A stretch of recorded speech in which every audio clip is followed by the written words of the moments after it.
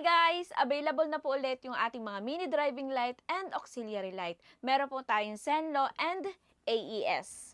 Paalala lang po, pagdating po sa installation, hindi po kami tumatanggap ng ibang motor. Tanging Fazio lang po and Yamaha PG1 ang ini-installan namin. Pero pwede po kayo mag-avail dito ng mga mini driving light or auxiliary light.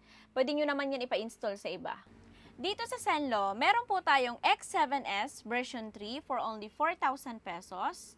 Meron din po tayong M1A for only 2,300 pesos.